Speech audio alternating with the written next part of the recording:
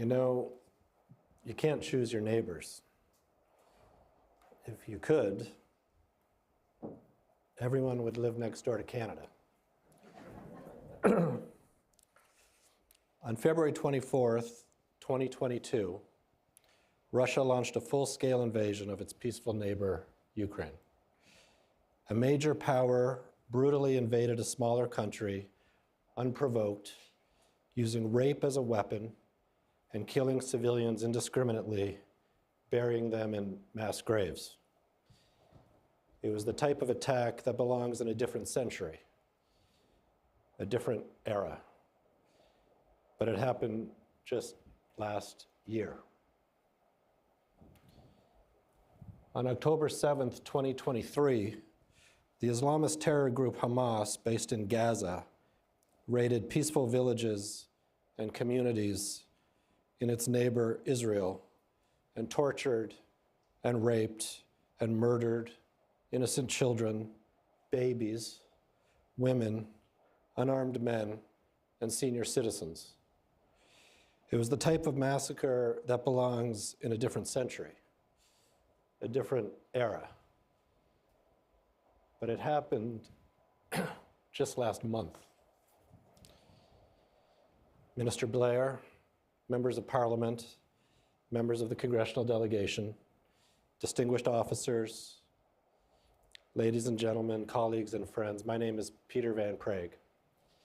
On behalf of the HFX Board of Directors and everyone who worked to make this event possible, welcome to the 15th Annual Halifax International Security Forum.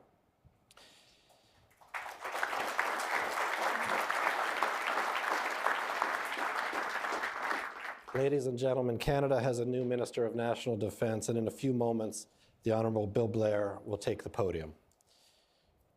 No, you can't choose your neighbors. Ukraine and Israel are democracies living beside neighbors who want to annihilate them. Neither Ukraine or Israel chose war, and yet both are fighting now to save their countries and their way of life. And it's not a coincidence that they are in this together.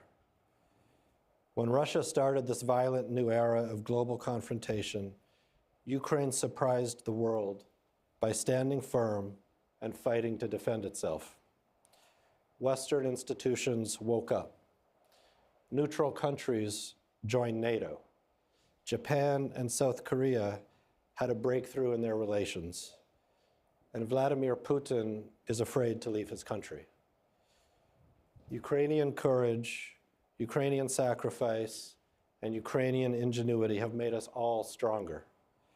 And we owe an incredible debt of gratitude to President Zelensky and every single Ukrainian. All of them are heroes.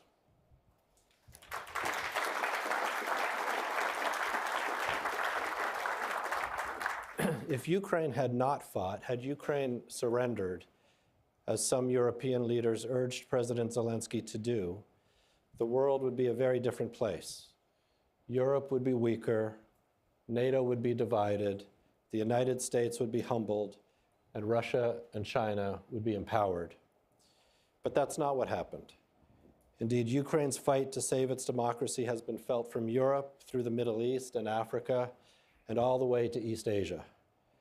Isolating Russia from the international community brought the other authoritarians to Putin's aid. Now China and Russia and Iran and North Korea, we are calling them the crinks, are working to dismantle the global order, the system that did not simply allow Russia to swallow up its neighbor. It is because of Ukraine's very success and our collective support for Ukraine's victory that the crinks opened a new front in what is truly now a global confrontation against democracy and civilization. The agenda for the 15th Annual Halifax International Security Forum addresses head-on this dedicated effort to shift attention away from Putin's crimes in Ukraine. Victory in Ukraine, the phrase that appears in each of the 8 main plenary panels this year, reflects the simple truth that when Putin fails in Ukraine, solving all global issues peacefully will become easier. Issues related to food security, energy security, issues related to maintaining peace and security in East Asia, and yes, issues related to Middle East peace and security all become easier should Putin fail in Ukraine. The opposite is also true. Should Putin succeed, all global challenges will become more difficult and more dangerous and more costly. JFK liked to say that where you stand depends on where you sit. For countries sitting in the Indo-Pacific, it's natural that you worry most about China. If you sit in Europe, Russia is the biggest threat. Sitting in the Middle East, Iran and its proxies are a menace. East Asia, North Korea. If you sit in Washington, D.C., it's China, it's Russia, it's Iran, it's North Korea. The crinks are a global challenge, and it's not easy being the United States of America. And as a community of democracies, it's not fair to depend solely on America's shoulders. But they are big shoulders. And here at Halifax International Security Forum, we are so proud to have with us, for the 15th time, a very strong and significant congressional delegation.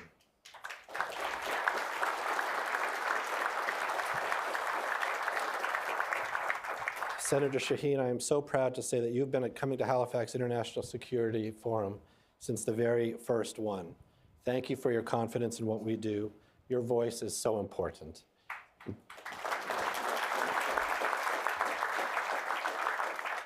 Senator Risch, your worldview is vital at this time, and I am so happy to welcome you back. Thank you both for your leadership, Senator Shaheen and Senator Risch.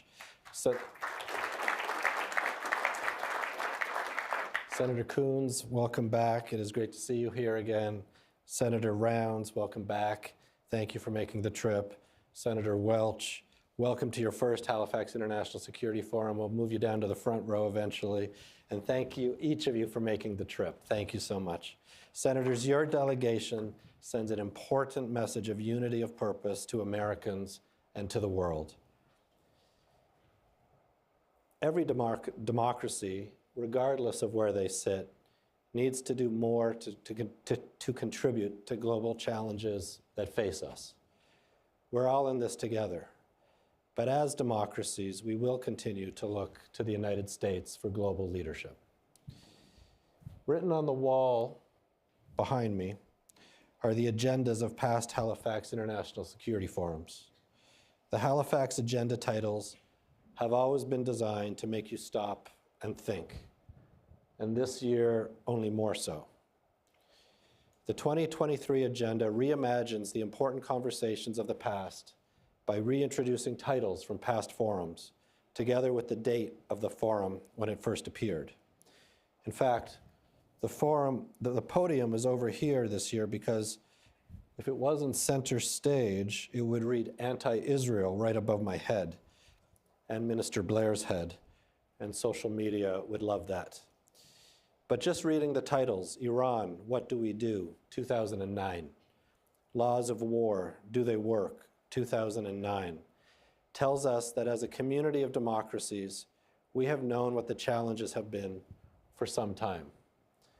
When we leave Halifax back to our home countries, let's do more so that we will not still be talking about these same issues 15 years from now. Before I introduce Minister Blair, there are a few people who I'd like to welcome. Executive Director of the World Food Program, Cindy McCain.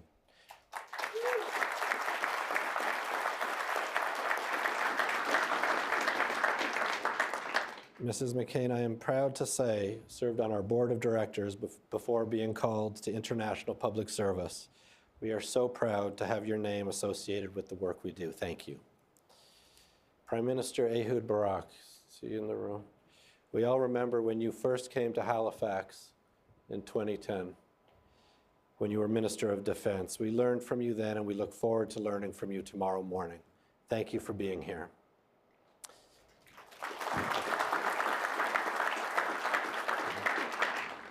Secretary Pritzker, welcome to Halifax. The work you will do to help Ukraine rebuild is vital to the future of Ukraine, Europe, and the world. Thank you. 2023 marks 6 years of our Peace with Women Fellowship that brings female officers to Canada and the United States for a 3-week study tour prior to this weekend. With us are officers from the UK, France, the Netherlands, Germany, New Zealand, Australia, the US, and Canada. Alumni from past years are with us as well. Building and nurturing this talented network of leaders from allied countries is something that we are very proud of, and you will hear more about the fellowship and their experiences directly from the fellows on Sunday morning. Fellows, welcome to Halifax.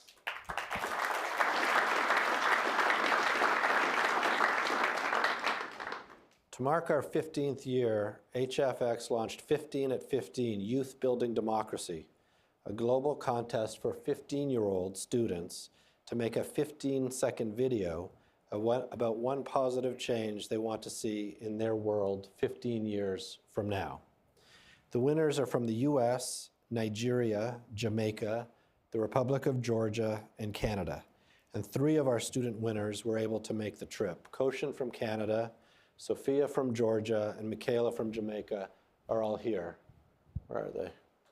Where are they? They're shy.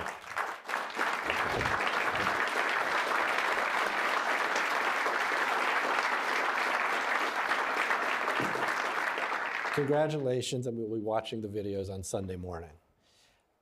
I want to take a moment to thank the people who make this weekend work. The true secret of our success is the gorgeous venue here at the Westin Nova Scotian and the warmth of the people who work here. Adding to that warmth are 30 refugees from Ukraine working here at the Westin Nova Scotian, all of whom are simultaneously feeling the pain of being far from their home while the people they love are in danger, and proud to be welcomed warmly to Nova Scotia, to Canada. Thank you.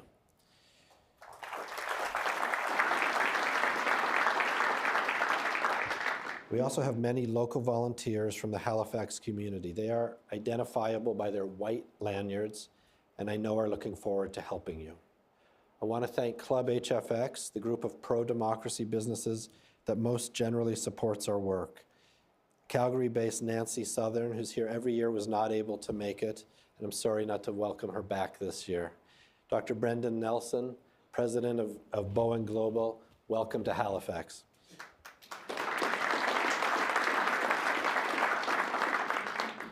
Bill McCaffrey, founder of Calgary-based Meg Energy, who started Club HFX more than 10 years ago, welcome back. And representing Oyak of Turkey is Emre Timurkan. Thank you for being here. Although he can't be here this weekend, I also want to thank Istanbul-based Ahmet Çağlık, chairman of Çağlık Holding, for his steadfast support. Together, Club HFX ensures that the work we do here this weekend and throughout the year will continue. In short, without them, there would be no Halifax International Security Forum. Thank you. Brendan and Emre and senior members of their teams will be identified this weekend, and we have to get them for you. I noticed you don't have it yet, by your gold lobster pin. When you see them, please do take a moment to stop and say thank you for their very generous support. Just like this, thank you for your very generous support.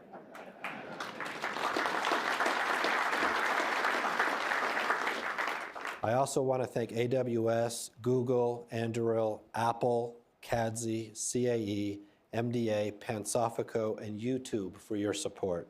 We can't do this without you. Thank you also to NATO and to the European Union. Your support has been fundamental, and I'm glad to have General Bragger, Chairman of the EU Military Committee, with us this weekend. Thank you, Ipsos, for your generous cooperation. Thank you, Politico, Foreign Affairs Magazine, our media partners.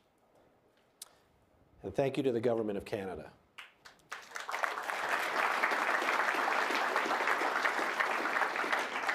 The Department of National Defence, the Canadian Forces, and the Atlantic Canada Opportunities Agency, ACOA, for your enthusiastic support.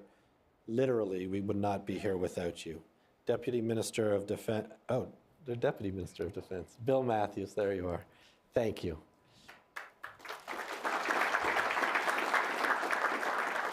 General Eyre, Chief of Canada's Defence Staff, thank you for your confidence in us. President of ACOA, Catherine Blewett, thank you. We could not have a better partner than the Government of Canada. During the weekend, I'm told to tell you, please use social media to convey your thoughts on our on-the-record sessions. Our hashtag is HISF 2023. Please do not use social media during our off-the-record sessions. The chair of our board of directors is Canadian icon, Professor Janice Stein. U.S. Ambassador Mark Lippert is our vice chair. Janice, Mark, thank you for your leadership. Treasurer Ahmet Tocildiz of Turkey, President Kalinda Grabar-Kitarovic of Croatia, Dr. Luis Rubio of Mexico, and JJ Omojuwa of Nigeria, thank you, each of you, for your wisdom, guidance, and support. We have the best board of directors. We also have the best team who put this weekend on for you. Please thank them when you have the chance.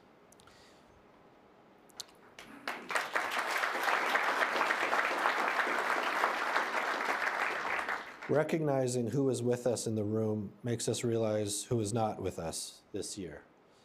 One of Russia's bravest Democrats, Vladimir Kara-Murza, won't be able to join us again this year because he's in a Moscow prison cell. Vladimir's wife, Evgenia, is here and will be talking with Roger Carstens, the U.S. Special Envoy for Hostage Affairs. Thank you both for being here.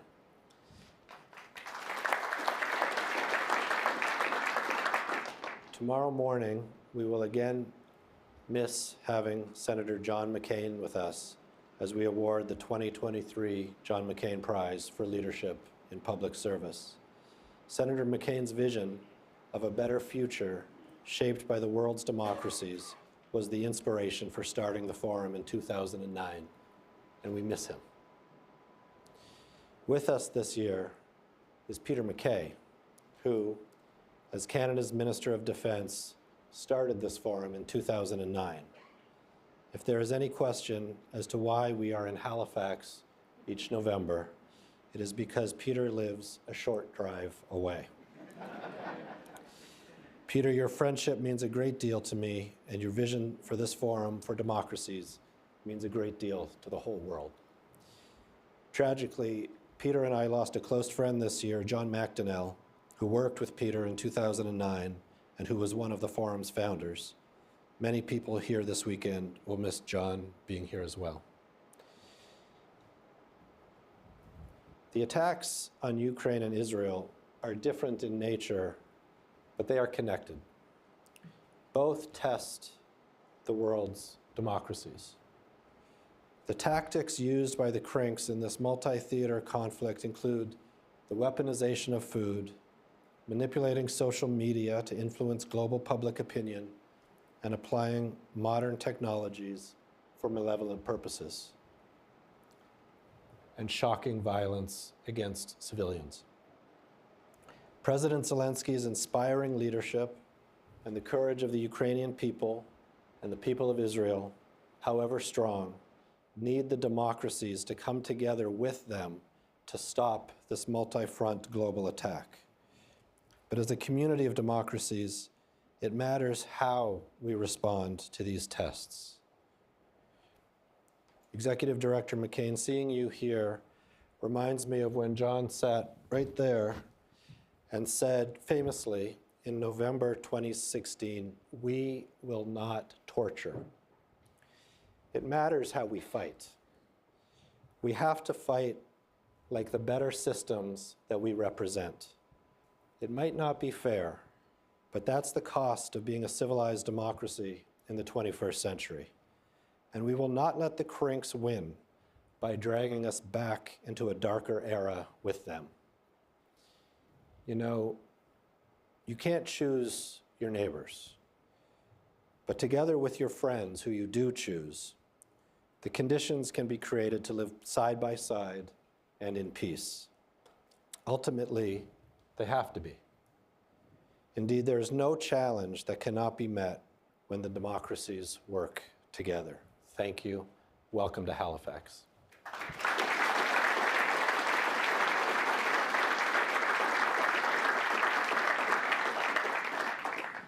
Ladies and gentlemen, the Honorable Bill Blair was named Minister of Defense in July after serving as Minister of Public Safety and Emergency Preparedness. Before entering politics, Minister Blair served the people of Toronto for over 39 years as a beat officer in downtown Toronto and continuing with assignments in drug enforcement, organized crime units, and major criminal investigations. In 2005, he was named Chief of the Toronto Police Service, overseeing the largest municipal police service in Canada and one of the largest in North America. In this role, he oversaw important efforts to combat violent crime while supporting local policing initiatives. He also served as president of both the Ontario and Canadian Associations of Chiefs of Police. In recognition of his contributions to the policing profession, Minister Blair was named an officer of the Commanding Order of the Merit of the Police Forces. He is the proud recipient of the 2011 Beth Shalom Brotherhood Humanitarian Award, a member of the Most Venerable Order of the Hospital of St. John of Jerusalem, and was honored in 2013 by the Canadian Tamil Congress for his leadership and tremendous service to the people of Toronto. Minister Blair is a graduate of the FBI's National Academy in Quantico and told me that he's now got the best job in government. I also want to let you know that thanks to Minister Blair, we have our largest turnout of Canadian members of Parliament, all of whom I welcome warmly.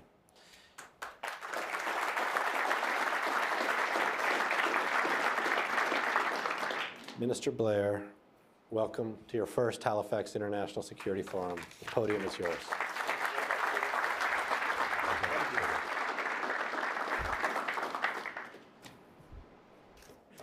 Peter, first of all, thank you for that very kind introduction. And it was Secretary of Defense Lloyd Austin who told me when I was appointed to this job, he called me and said, "You've now got the toughest job in government, but it's also the best job in government." And he was absolutely right. Ministers, ambassadors, members of Parliament, members of the congressional delegation, General Eyre, members of our Canadian Armed Forces, Deputy Matthews, distinguished guests, welcome to you all. To those who are visiting to Canada, you are most welcome, and we are very honored. And I also wanted to acknowledge Peter MacKay and his leadership in bringing us here to Halifax, because it's a great place to be. Well done, Peter. I'm very honored by the opportunity. It truly is a privilege to join Peter as my co-host to welcome you all to the Halifax International Security Forum, which is taking place on the traditional territory of the Mi'kmaq people.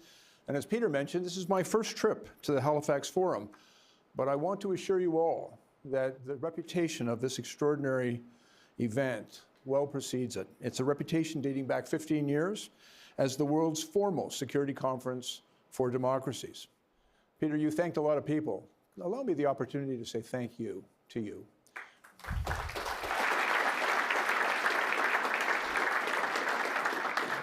You have kept the idea of this forum alive and prospering and relevant and important for 15 years. And over that 15 years, I believe you have contributed very significantly to an important dialogue from among like-minded nations. And as we've seen, as the video showed us, the global security challenges have evolved rather significantly over the past 15 years. We're seeing increasing threats to the rules-based international order. We're seeing rapid technological advances. We're seeing how climate change is increasing demand for our Canadian Armed Forces here at home and abroad. And of course, we're seeing, for the last 15 months of war in Ukraine, conflict in the Middle East, and rising tensions in the Indo-Pacific. Now, we are very fortunate in Canada to be some considerable distance from many of these conflicts.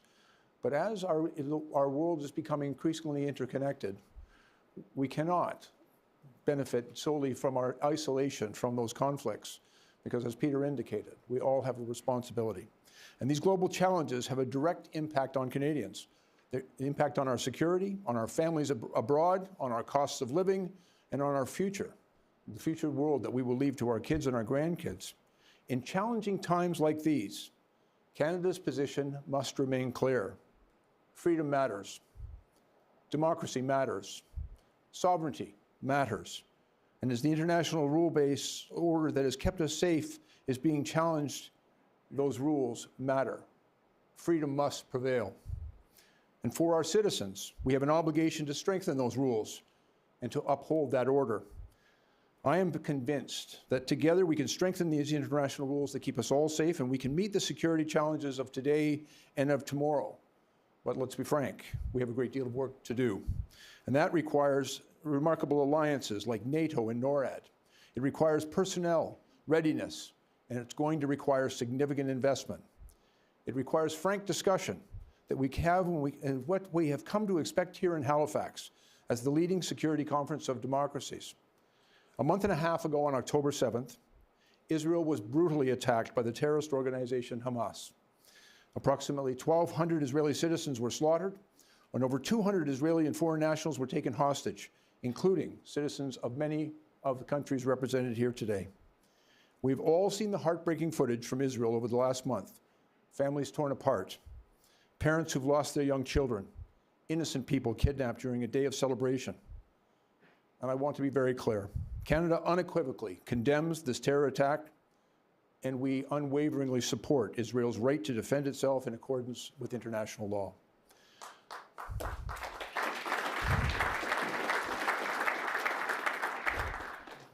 Allow me to reiterate our Prime Minister's call for Hamas to immediately release all hostages held in Gaza. And last week, the House of Commons, and as Peter mentioned, many of my parliamentary colleagues from all parties are here today, we unanimously passed a motion calling upon the same effect. The price of justice cannot be the suffering of innocent civilians, and the protections of civilians remains paramount. But Hamas must stop using Palestinian civilians as human shields. And as we've all seen the terrible images of humanitarian situation in Gaza, we are making every effort to provide humanitarian assistance. We reiterate the need to ensure safe and unimpeded access to life-saving humanitarian aid for civilians in Gaza, and that aid can flow safely. Since October of this year, the Canadian Armed Forces, and I want to say thanks, General, have been there to assist Canadians in the region. Our military evacuated over 1,600 Canadians and permanent residents from Israel. And we were also assisted in the evacuation of 360 Canadians from Gaza. And should the regional situation escalate, we are also prepared to evacuate Canadians from Lebanon, if that's what's required. Hundreds of Canadian Armed Forces personnel are deployed in the region, and a task force headquarters has been set up in Cyprus. Canada will continue to support a two-state solution so that both Israel and Palestinians can live in a lasting peace. In Ukraine, members of the Armed Forces of Ukraine continue to fight for Ukraine's freedom in the face of Russia's illegal and unprovoked war. Ukraine did not ask for this war. They did not provoke this war, but Ukraine must win this war.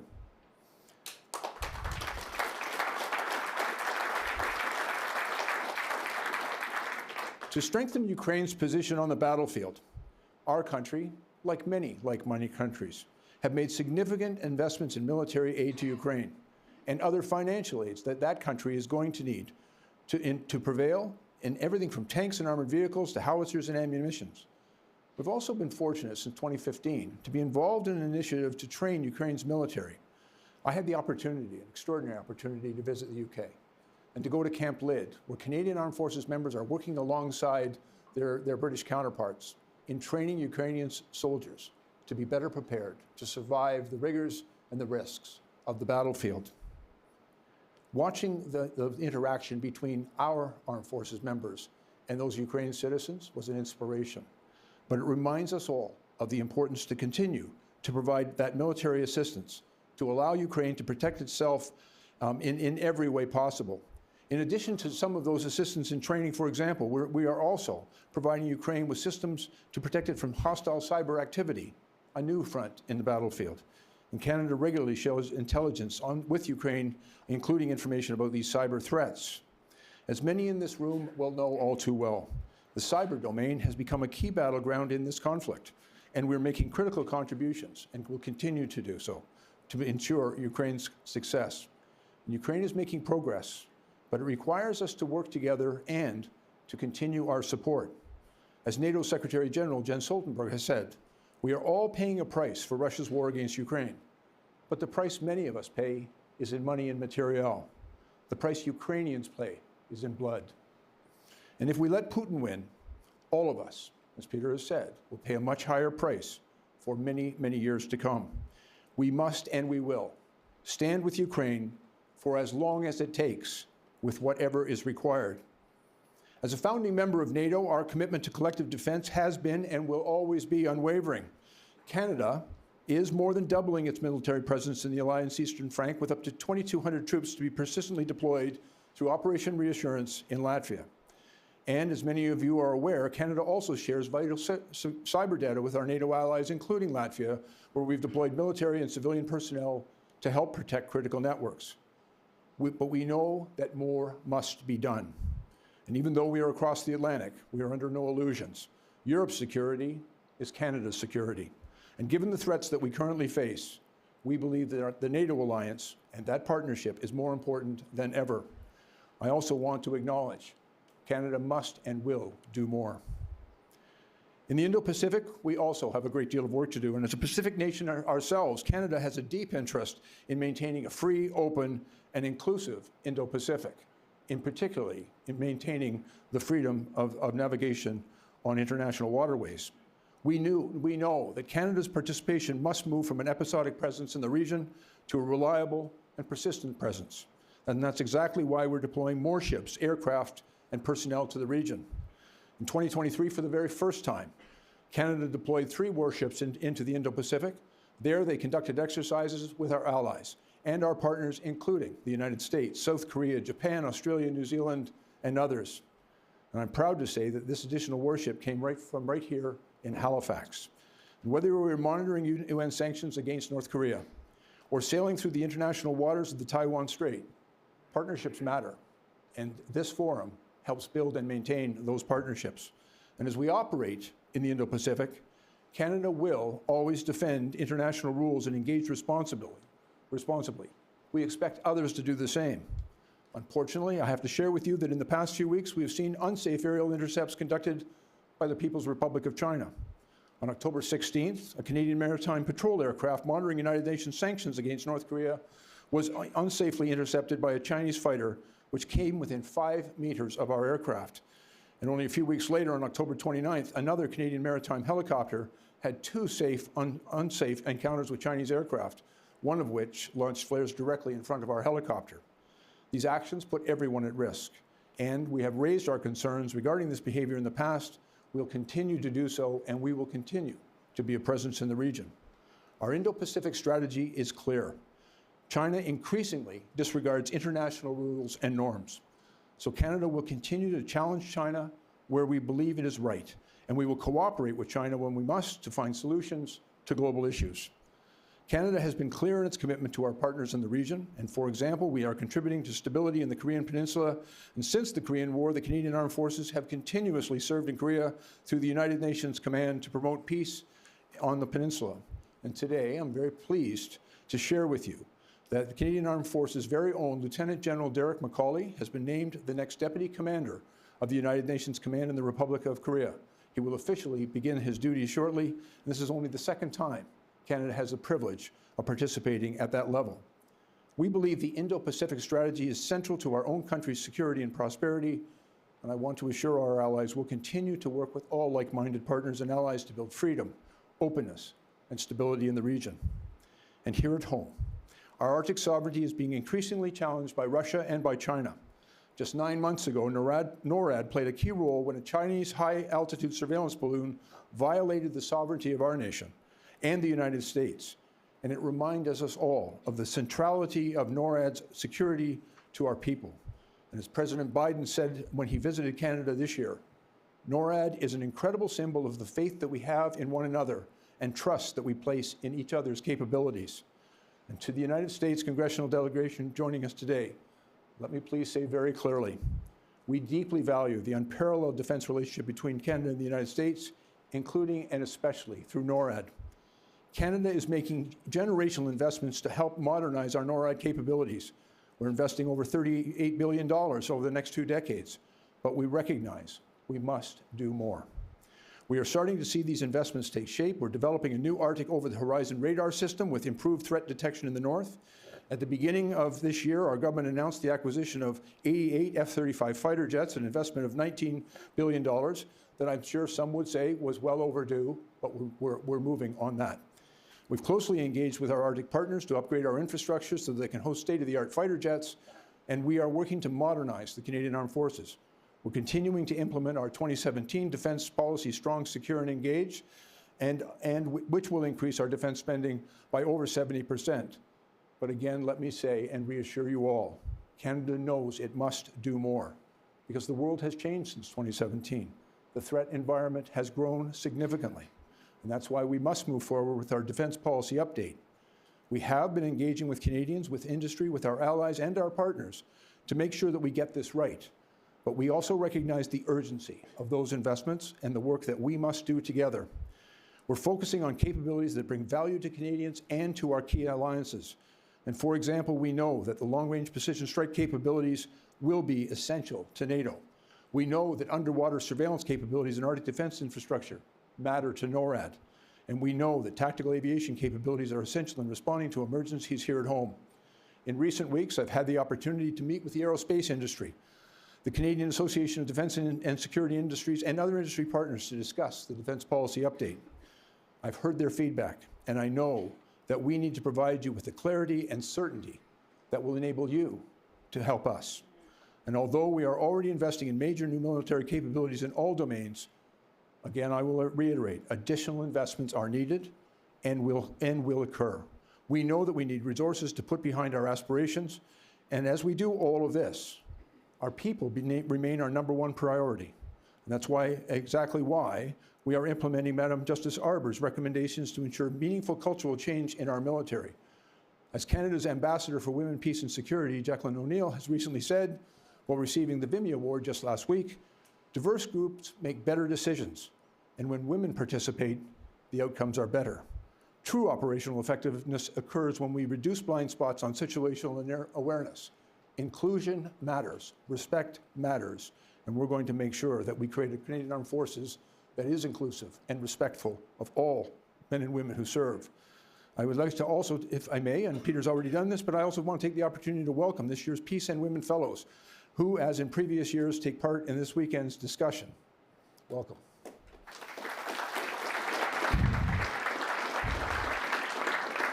I'd also like to extend a warm welcome to Irene Felon, Special Representative of the NATO Secretary General for Women, Peace and Security. And finally, if I may, let me say just a few words about our host city, the remarkable city of Halifax. To all Haligonians, it's not an easy word to say, by the way, your city is the beating heart of the defense of Canada. Just over a week ago, 2 Canadian ships returned to their home port here in Halifax after a month-long deployment with NATO in European waters. This morning, I had the opportunity to visit shipbuilders at Irving's Halifax shipyard, just a few kilometers from where we are standing. Halifax shipbuilders have already built and delivered 4 new Arctic and offshore patrol ships to the Navy. 2 more are currently under construction. And they'll soon begin construction on the first of 15 new warships for the Royal Canadian Navy through the Canadian Surface Combatant Project. This will be the largest Canadian shipbuilding initiative since World War II. This project is expected to create and maintain 10,000 jobs over 25 years. It's going to provide our Navy with modern state-of-the-art ships built right here in Canada to enable our Navy to live up to our international commitments. And right next to the Irving shipyard, thousands of civilians and military personnel who go to work every day at the Canadian Forces Base here in Halifax, the home of our Atlantic Fleet and Canada's largest military base. But it needs new facilities to meet the growing demands of our personnel. And so today, I have the opportunity to again announce that we're moving forward to build a brand new $188 million training center here at CFB Halifax.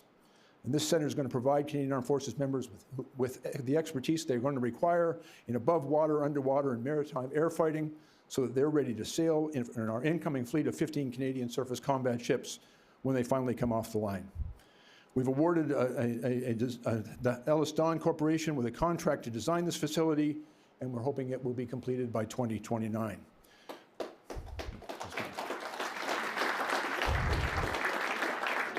And for those of you who don't know, that was our Halifax area MPs who were applauding first. This is good news for Halifax, but it's also good news for the Navy. It's good news for the Canadian Armed Forces, because I hope it demonstrates to them that we are prepared to make investments in them and to provide them with state-of-the-art equipment while they await the arrival of these new ships. Halifax is also home to an impressive defense research and innovation network. It is now the home to Defense Research and Development Agency's Canada's Atlantic facility, which provides world-class expertise in areas like underwater acoustics research. It's home to several universities in Cove, a center of marine technology and innovation. And as my predecessor, Minister Anand, announced last year, Halifax will soon be home to NATO's Defense Innovation Accelerator for the North Atlantic, or DIANA. And today, we are making an additional investment of $26.6 million over 6 years to enable the opening and operation of DIANA's North American Regional Office here in Halifax. And this investment is going to allow, this investment is going to allow DIANA to open in Halifax by next summer. And it's going to make sure that innovators have the place and the funding required to develop dual-use technologies that will both have civilian and military use. It's good for the Canadian Armed Forces. I hope it's going to be good for all of our efforts. This spring, DIANA launched its first ever competitive call for proposals. Rather proudly, Canada had the second highest number of applications at 211, just a few behind the United States. And we know that by bolstering Canadian innovation and investing in our defense industrial base, we're going to make it better able to support the Canadian Armed Forces and better able to support our allies. And as the nature of conflict changes, we will need to innovate, to adapt across all domains, on sea, on land, in the air, but on cyber and in space. And we need to invest in game-changing technologies like AI and quantum. That's exactly what DIANA is going to do for us here in Halifax. I would take the opportunity to acknowledge Andy Fillmore, who represents the area, for his strong advocacy in getting that here. Canada's proud of being able to support that. We will continue to make major investments here in Halifax and right across the country. And I want to assure you all, Canada understands its responsibility to continue to invest in the Canadian Armed Forces, to make sure it is prepared, resourced, and equipped to do the important job of keeping our country safe. To everyone who is joining us here in Halifax for this remarkable conference, quite clearly we all have a great deal of work to do. And at times like this, conferences like this matter. Threats to international stability are on the rise, and in the face of those threats, we've got to work together. We must learn from each other, and we must share our experiences in the Middle East and in Europe, in the Indo-Pacific, here in North America, and around the globe. We must step up to address these challenges to preserve peace and prosperity for our peoples. Together, I believe and I am confident that we can build a safer world. We can stand up to those who are trying to sow chaos and division. We can ensure that our militaries are ready to face the threats of tomorrow. And ultimately, we can protect and strengthen the rules-based international order that keeps us all safe. We clearly have a lot of work to do. And so with that, delegates of the 2023 Halifax International Security Forum, it is my privilege and pleasure as your co-host to officially hand the floor over to you. Let's get to work.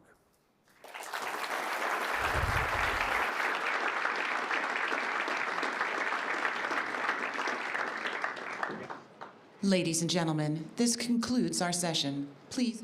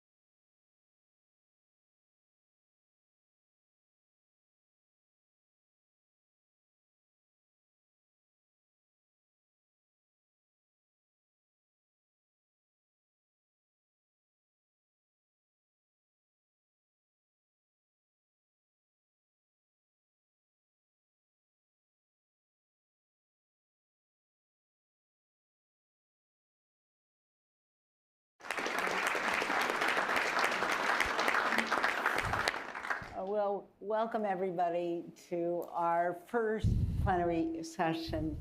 And I would just like to take a moment to acknowledge the maker of these videos, which I just explained to the minister are provocative every year. Can we just applaud Steve Marcus, who always gets us going, frankly, in such a great direction. I'm not going to take much time introducing our panel because, Peter, you introduced the minister. Let me just add two personal comments about the minister. I'm from the city of Toronto, and that is where the minister contributed to the well-being and public safety of all of us for 39 years. So he may be a new Minister of Defense, but he's not new to me. And then in hyper-partisanship, he neglected to mention one comment about the minister. He is a graduate of the University of Toronto. I just want to acknowledge that in public, sir. Sitting next to the minister is, of course, Senator Jean Shaheen. Welcome back, Senator. It is always a pleasure to have you with us.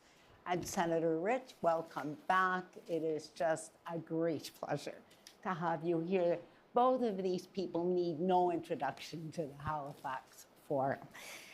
Last but not least is Alexandra Matvichuk. And there's her biography in the materials, but when I met Alexandra just before the panel started, I said to her, tell me a little about yourself. And she said, I am a human rights lawyer. What she neglected to mention is that the organization that she founded and currently heads received the Nobel Prize for Peace last year.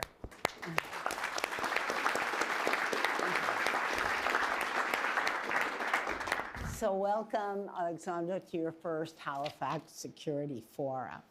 I'm going to start with you, Alexandra, and ask the question that this panel puts on the table, and frankly, that the video puts on the table.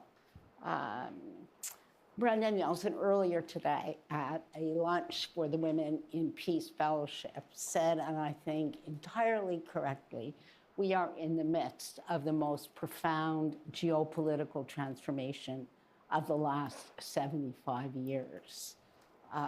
The picture of our institutions under strain, not fit for purpose in some ways for the challenges that we face, makes what is happening in Ukraine and the connection between the war in Ukraine, because that is really what the video argues and what you argued, Peter, the connection of how this war goes to so much else that is happening, to the other wars, to the nature of our institution, and to our capacity genuinely to provide security as we move forward. Alexandra, why is this war so important, not only to Ukrainians, but to others as well? When large-scale invasion started, not just Putin, but also our partners thought that Ukraine had no chance to resist because Russia is so enormous opposing power. Russia was 11th economy in the world, had a much greater military potential and much bigger population. But soon it became obvious that people fighting for their freedom and their human dignity with support of international community are stronger than even the second army in the world. So my first thesis is we can win this war. And second, this victory is essential not just for Ukraine, because it's not just a war between two states. This is a war between two systems, authoritarianism and democracy. And with this war, Putin tried to convince the entire world that democracy and freedom are fake values because they couldn't protect anyone in the war. Putin tried to convince the entire world that country with a strong military potential and nuclear weapons can break international order, can dictate its rules to entire international community, and even forcibly change the internationally recognized borders.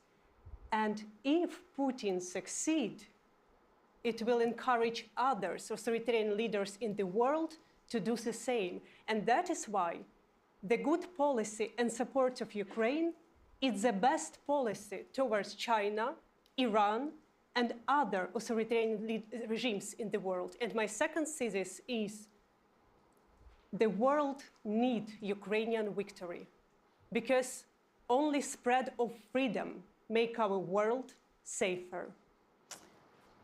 Senator Rich, help us connect the dots across the set of issues that we've put on the agenda now between Ukraine, wars in the Middle East, a very troubling security situation in East Asia. Draw the threads for us. Yeah, you know, that is a good question of something that's been on my mind since this last forum a year ago, but it's been developing over a period of time. And that is that the connection between, the new name is the Crinks. I've always called them the no-goodniks. But this group of people that share common values, or lack of values, which are very different than the democracies, these people are coming together more. There's much more of a connection between them. We see an unabashed holding of hands by these people. Probably one of the poster children for that is every time that something happens, there's Ukrainian drones show up. Excuse me, not Ukrainian drones, Iranian drones show up that have been manufactured by the Iranians, who have figured they're cheap and they're a good way to wage war, and they always show up whenever we have troubles. So I think this is something that's going to continue. I think as we go on, more and more we as democracies are going to come together. We've been together quite well since World War II, but I think the bad guys are going to come together. And they're unashamed of it. And so I think that is our challenge. These things are all connected. You know, what's going on in Israel right now, we keep talking about Hamas. Look, this is Iran. Whether it's Hamas, Hezbollah, or the Houthis, or any one of a dozen more of the groups that Iran funds and encourages, this is all Iran. If you took Iran out of the Middle East, the place would be a paradise. The people would vacation there. It would be a wonderful spot. But Iran is the problem. The Arab states, I think over the recent years, have decided they don't want to live like what they had been living like before, and they're trying to move forward. This attack was started, in my mind, I have no doubt, because everybody knew how close Saudi and Israel was getting to normalize relationships. Iran can't stand that. That is one of the final nails in the coffin for Iran, and I think that they pulled the trigger on this. Senator Shaheen, there's nobody with longer experience in the Senate, attuned, in a sense, across the aisle to the security challenges. What more should we be doing for Ukraine, and what more can we do for Ukraine as the war continues? Well, one of the next things we need to do in Congress is to get this supplemental bill of support through that funds not only provides funding for Ukraine, but for Israel, for the Indo-Pacific, and addresses some issues that we have in the United States with our border. So that's the next step. I think it's very important. And, you know, one of the things that I think I agree with Jim and Alexandra in terms of why this is such a critical case for us to make and why it's so important to U.S. national security. But one of the things that we also have to remember as we're looking at the courage of the Ukrainian people is what a difference the fight has made for some of the challenges that we have. So it's brought together a stronger NATO in ways that Putin never thought would happen as the result of this war. He thought he was going to fracture the Allies, and instead he's brought us closer together. It's degraded the Russian army in ways that nobody thought. Remember when the war started, everybody thought, well, Kyiv's going to fall in 72 hours. And here they are, they're still fighting. Nobody thought the Russian army could be taken down in that way.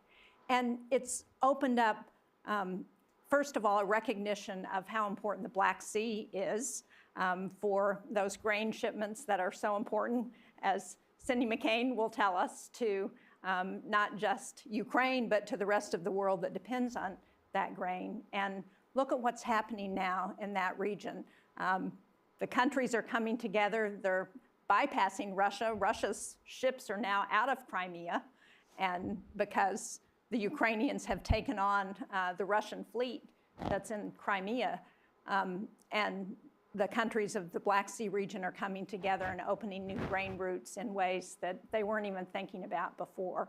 So there is a whole lot at stake, and my colleagues on the panel have just made a very eloquent case for why this is so important to all of us. Senator Sheen, one quick follow-up before I go to our minister. Are you optimistic that the supplemental will pass Congress within a reasonable time? Let's put it that way. I am. I think there's a lot of bipartisan support in Congress to get this done. And as we had the Estonian Prime Minister meeting with some of us earlier this week, Prime Minister Kallas, and we were talking about the challenges, and she said, well, we have to remind people that democracy is messy. It's not like we've got Vladimir Putin who can say, I'm going to fund this at this level, and you guys can't say anything about it, or President Xi, or the Iranians. This is a democracy, and people have to be heard. They have to talk about their concerns. They have to be addressed. But I'm confident that in the end, we're going to get this done, because failure is not an option. We cannot let Vladimir Putin and the crinks, or what'd you call them? The no-goodniks. The no-goodniks. No-goodniks. We cannot let them win. And if Russia is successful, if Hamas is successful, they win. So we've got to make sure that we get this done, and we've got to continue to keep together the transatlantic alliance and the allies who are fighting so hard. On a bipartisan supporting basis. This, yes, on a bipartisan basis. I want to agree with my colleague. I have every confidence we're going to get this done. And things don't happen instantly in a free democratic society. You debate it, and then you get to the vote and what have you. One of the questions you asked, or supposed to be asked, I guess, on the panel is what more can we do for Ukraine?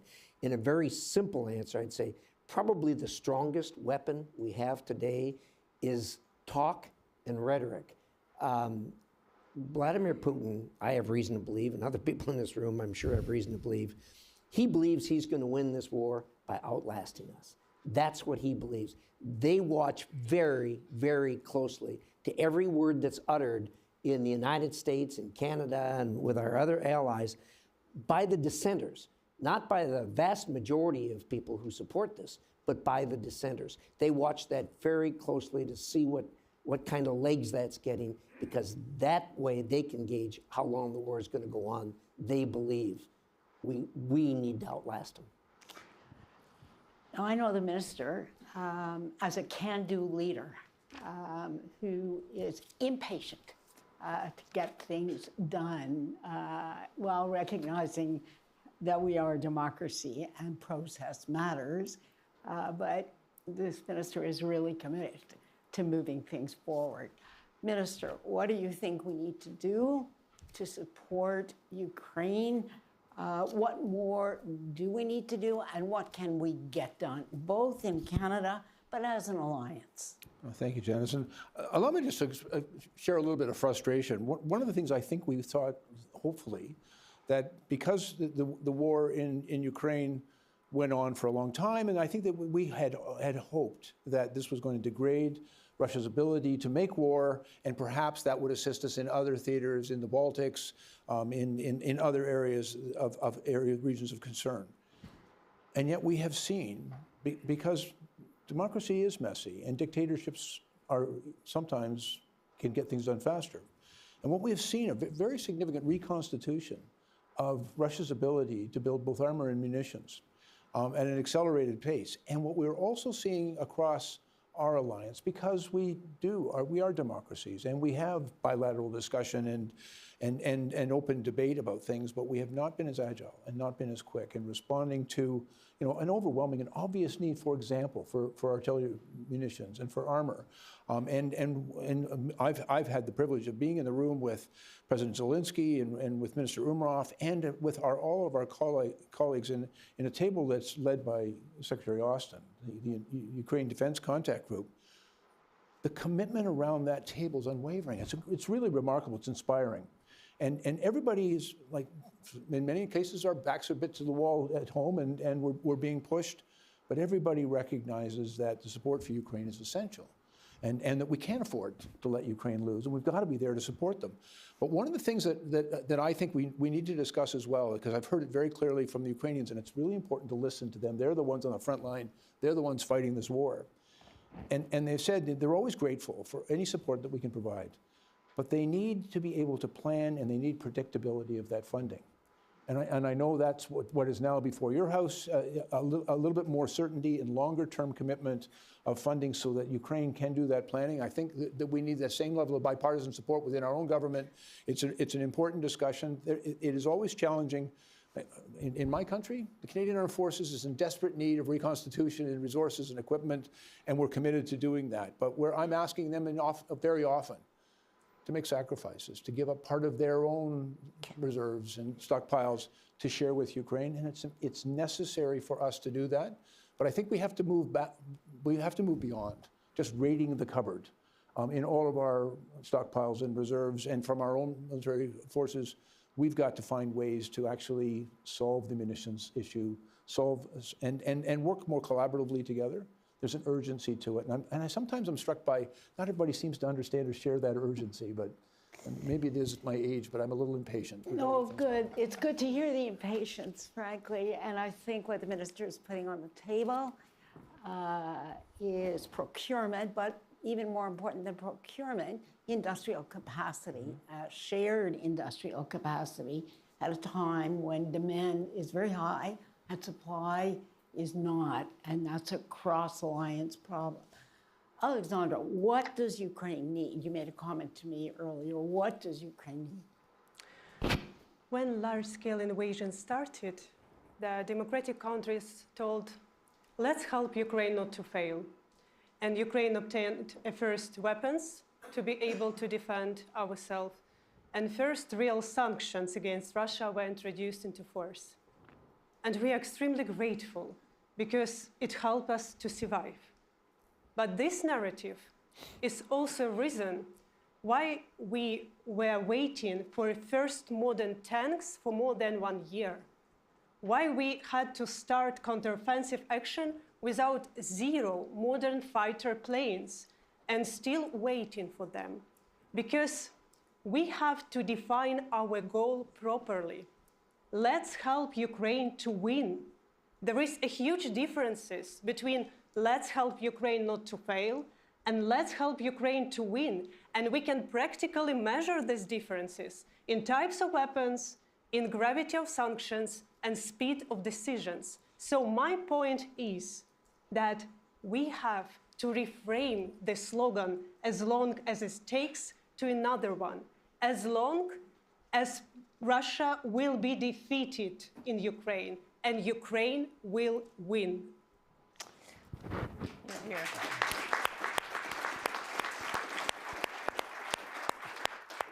Senator Rich, ministers put on the table longer-term planning because training takes time.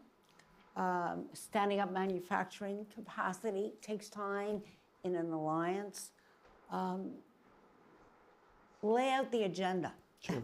Lay out the agenda. I'm going to come to Senator Shaheen. Yeah, first of all, that's a very legitimate, I think, criticism of all of us about where we are on our military-industrial base, and the fact that it really has deteriorated to a degree.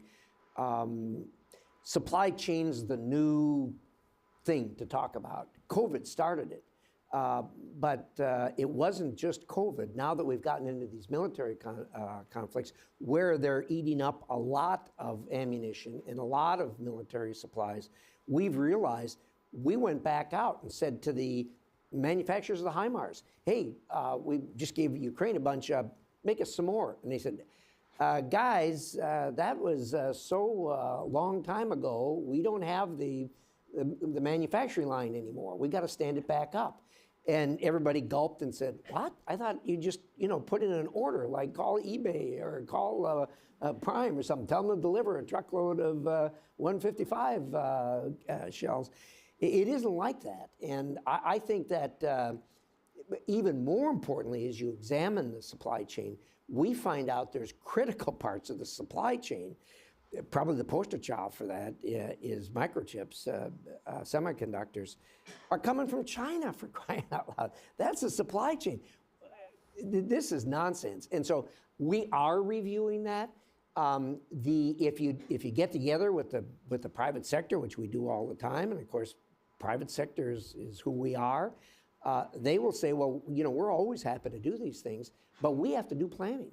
And when you have a budget, and the military puts in an order for X, they plan for it, they gear up, they do it, but then when they're over, if there's no stream of funding, they're not going to continue to do that, obviously. They're interested in making a profit. So look, we know, we get it. It is a weakness that we've had, but I can tell you that we are single-mindedly doing something about that, and this has been a learning experience for us, and we're not going to get bit again on this. Senator Shaheen. Well, one of the things that's in the supplemental is some additional support for the private sector, so we can replenish our own stocks at the same time we're providing weapons and ammunition to Ukraine. Excuse me. So that's really important. But the other thing you started and Peter started talking about, a need to change some of the institutions. You talk about certainty. There is no question that I am very concerned about the fact that we are funding our government in the United States a month at a time here with a continuing resolution. I think that is unsustainable. And I think we've got to look at some of the rules that we have in our own Congress about how we do things in order to provide some greater certainty and to address some of those concerns.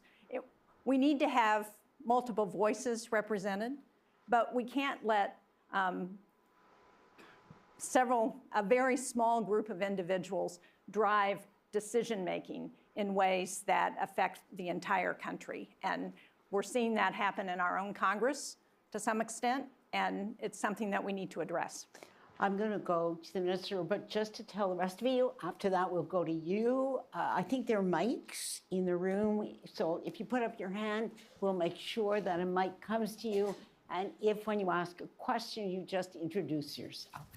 Minister, how do we extend the range here, improve the capacity of the alliance to plan over time? Because I think there would probably be consensus in this room. These challenges are not going away. If anything, they're deepening. Yeah, if I may make just two observations. First of all, we take great pride in that we have freedom and we are democracies. But I think our enemies think of those as weaknesses, not our strengths. And I think we've got to think about how we organize ourselves in our freedoms and in our democracies to make them strengths again. Because if we want to promote democracy and freedom around the world, I think we've got to be able to show that it can be resilient and can stand up to these challenges. So I think that's the first step. One of the things I'll just simply share with you, at the Ukraine Defense Contact Group, there's probably 40 countries at the table. And we all recognize that each of us have strengths and weaknesses. And so, actually, it's under the leadership of Secretary Austin.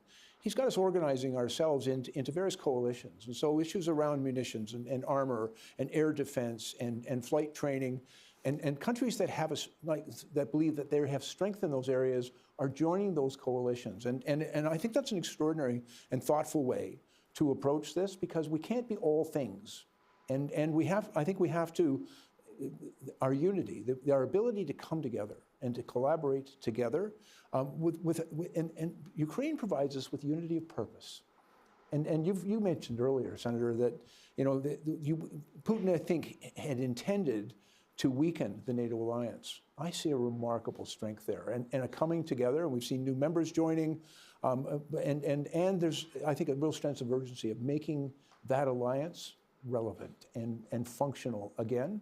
And I think there's a lot of different approaches, and I might suggest, those coalitions of the willing and the able together are part of the way we can make the difference. And leadership counts. And I would also, again, I'm going to acknowledge Secretary Austin, I think, brings a lot of that leadership. We're also inspired by the leadership we've seen in Ukraine. We're seeing that type of leadership at NATO, and even all around the table. Some of my NATO colleagues, I believe, are in the room. I think they would share with you as well that there is remarkable strength in that room, in that unity of purpose that we see there. I think that's our path to getting this right. And one of the things that Senator Rich talked about was our adversaries coming together, the crinks coming together. But what we have are allies in a way. So you talk about 40 to 50 people around that table versus the 4 nations that are supporting each other with the autocracies. So we've got numbers on our side. We need to take advantage of them. So we're hearing from this panel that war has unexpected consequences, some terrible ones, but some good ones as we strengthen our alliance. So first question goes to Prime Minister Barak. Do we have a microphone down here? Great, right in the front row. I assume that... 1 minute, we're just going to get you a mic. Okay, there you go. I assume that all of us here agree that we all wish Ukraine to win. Probably many of us want to see Putin defeated. I'm not sure that that's exactly the same. But in real life, you always need much more concrete, even in order to support you, much more concrete definition of what Ukraine perceives as winning in terms of territorial gains, military results, and political results. Can you give us some more details about it? It's a good question. Victory for Ukraine means not just to repel Russian troops out and to restore international order, to liberate people in Crimea, in Luhansk, Donetsk, Kherson, Zaporizhia, and other parts of the Ukrainian territories. But victory for Ukraine also means to succeed in democratic transition of our country. Because this war started not in February 2022. This war started in February 2014, when Ukraine obtained a chance for democratic transition after the collapse of the authoritarian regime due to Revolution of Dignity. And in order to stop us on this way, Putin started this war. Putin occupied Crimea, part of Lugansk Donetsk region, and last year extended this war to the large-scale invasion. Because Putin is not afraid of NATO. Putin is afraid of the idea of freedom, which came closer to Russian border.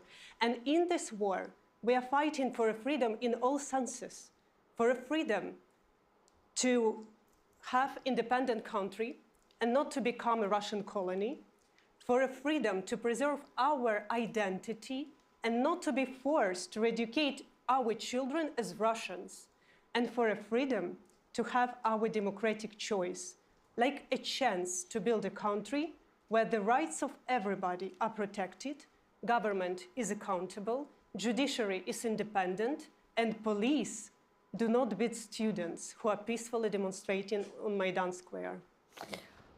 I'm sure that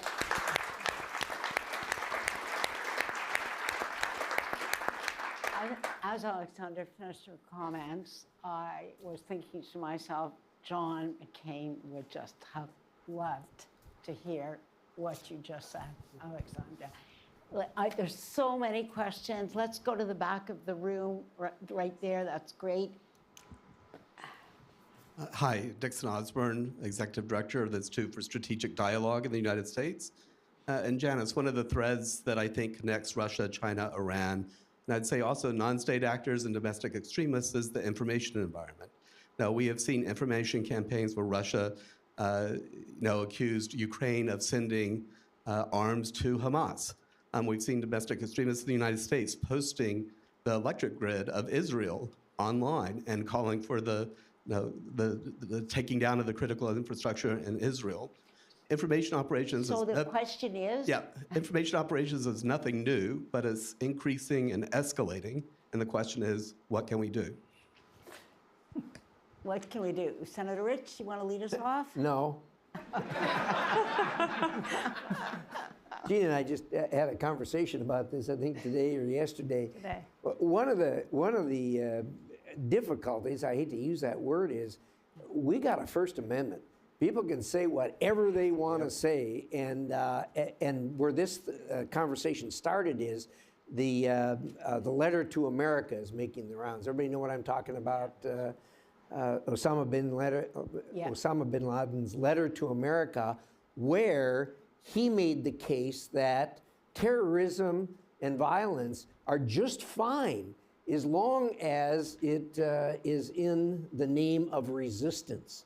You can resist if you feel bad because you're oppressed. You can resist that using terrorism and violence. And believe it or not, that thing is been repeated over and over again. I don't know what the answer to that is, other than in a free society, we believe that the truth will prevail. The truth will come out. But there is, without the suspension of the First Amendment, I don't know what you do about stopping those things. Gene, you answer the question. You're better. Well, let me just say, as we all know, the internet has made this problem exponentially worse. Yep. And I remember being in a hearing with General Breedlove back after the Russians shot down the KLM liner. And General Breedlove said, you know, as long as it's going to take us 2 years to confirm that it was Russia that shot down this airliner, instead of being able to put out right away, this is what happened, and correct the record, we've got a problem. And we have a number of entities in the US that are designed to try and combat that misinformation. But I think we've done a really lousy job with the internet at looking at how we regulate. We just had Meta, I think, decide that they weren't going to crack down on people who were claiming that the 2020 election in the US was false. Well, I think that's a problem. I'm a capitalist. I believe in the private sector, but I think the private sector has to be responsible, and that's not responsible. And we need to do a better job. And we need to do a better job as we look at the AI revolution that we're facing. We need to do a much better job at dealing with that AI revolution than we've done with the internet and information. And I think it remains to be seen how we're going to address that, but we better do better. We can learn an enormous amount from the failures on the internet for the problem that we Absolutely. face today. A question, I'm going to look over there. Yes. Thank you very much. Darren Fisher, a Canadian Member of Parliament. A quick one here. With the Russia-Ukraine war on the second and third and fourth page of the news now, every day and every night on our newscasts, who wins when that becomes a second and third, fourth page? What does that do for Putin? What does it do for Ukraine? Minister, you want that one? First of all, I think there is a concern because of all the world's become an incredibly complex and difficult place, and so sometimes it doesn't make the front page. But I honestly believe as long as we remain strong in our support for that international rules-based order, for what's right, for freedom and democracy, and for Ukraine, as long as we remain united in that, and as long as we know how to speak to our own constituencies about it, like to talk to Canadians, talk to Americans, talk to everybody around the world, why this is important, I draw great encouragement because when we ask Canadians about the support for Ukraine, overwhelmingly Canadians support Ukraine.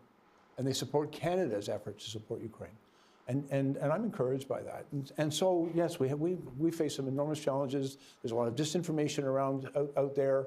There's a lot of lies that are being told. I always thought the best response to a lie was the truth. And so we've got to be a little bit more assertive in the truth. You know, the good news for all our visitors to Canada, the minister is absolutely right. Support for Ukraine has not dropped in Canada. So I think that should be encouraging. Did I miss anybody? There's way in the back is a hand. Can you see it? That's great. 2 more minutes. Okay.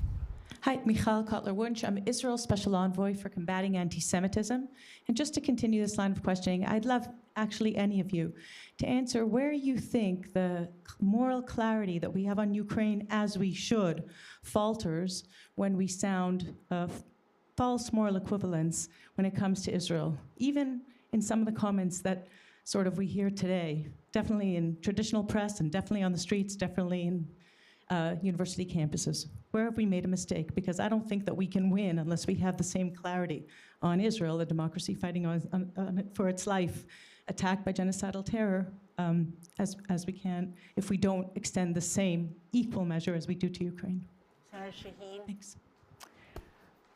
Well, I think we've heard from your Prime Minister here in Canada, we've heard from President Biden, and we've heard from leaders around the world who condemned Hamas, condemned this brutal attack, defended Israel's right to protect itself. I think one of the things that I've heard from my constituents in the wake of the fighting is concern about some of the sentiments that have been unleashed on college campuses around anti-Semitism, the Islamophobia, so it's on both sides. And I think it's really important for all leaders to condemn that kind of hatred wherever it exists and to try and provide factual information to young people who sometimes may not have the full story.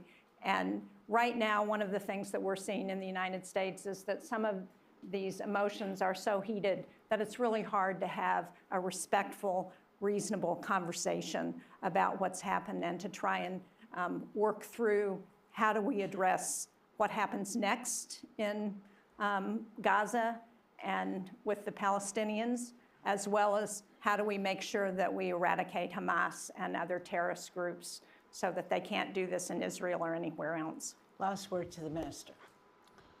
It is an enormously challenging question. Anti-Semitism is the oldest form of hate, but Islamophobia is the other side of that sword. And what we see is in this conflict, the people have taken license from the attack of Hamas. Hamas is a terrorist organization. And I don't see why anybody would have trouble saying that a terrorist threat needs to be eliminated. Really straightforward. I think we would all agree that a terrorist threat needs to be eliminated. And at the same time, because we are also decent, compassionate people, and we believe in humanitarian rights, but anybody who comes to me and says they are only concerned about the human rights of one group over the other, they're not humanitarian at all. They're racist. And so I think that that's something we need to, again, leadership counts, our voices count, and people need to stand up and say what's right and to denounce anti-Semitism, as well as denouncing hatred in all its forms, including Islamophobia. It's just completely unacceptable. But unfortunately, in this day and age, and we're seeing that, I'm seeing people who are marching on our streets who really have never cared about Palestine. They don't care about innocent civilian lives, but they have a hatred in their heart, and that hatred comes out. But as a society, it's useful to remember it's a small group of people, and we need to confront it. And I would also confess, because I'm a former police officer, hate laws are really hard because it runs up against the First Amendment. It runs up against our charter too and the freedom of speech. But there is a line. There is a line where hatred goes beyond just expression and it becomes advocacy for violence and inciting to violence towards others. We need to do a better job of figuring out how to draw those lines. So Peter is signaling frantically, make time for one more question. So I'm going to do that. Cut me off. Andre. Perfect. Andriy Shevchenko just completed my work with the Ministry of Defense of Ukraine, and now I'm with the Ukrainian World Congress as head of its mission to Ukraine. My question is to the senators representing our most important ally, and thank you for this lifeline of support. It's about NATO and Ukraine. After Vilnius, many of us had feeling that we could go further. And I think we found America in a very unusual role when our closest ally was one of those most reluctant in the room to go farther and faster. Why do you think we got that feeling, and what can we realistically do before the Washington NATO summit? Thank you. You know, I think a lot of us believe that NATO ultimately needs to be, that Ukraine ultimately needs to be a member of NATO. But as you know, NATO, there are a couple of issues here. I think one is Article 5. And if Ukraine joined NATO now, it would invoke Article 5, which I think is a real question for a lot of us about whether now is the appropriate time.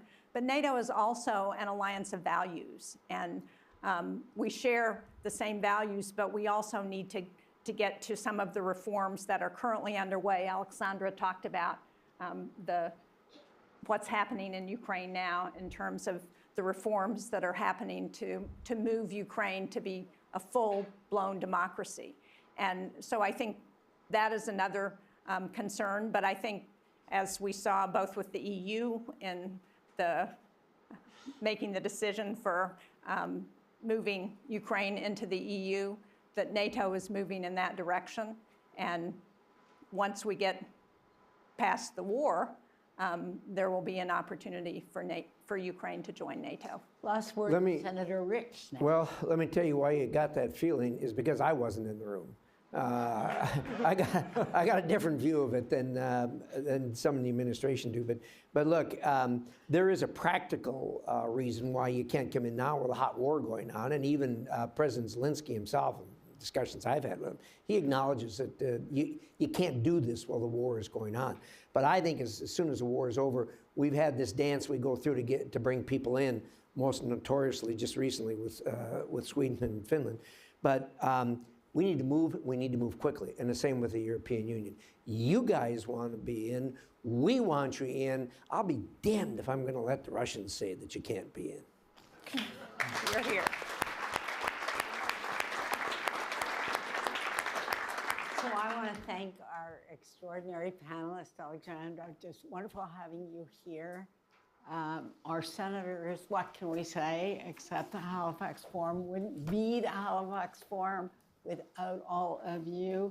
And the Minister, this may be your first Halifax Forum, but it is not your last. No, ma'am. Thank you all so much for this.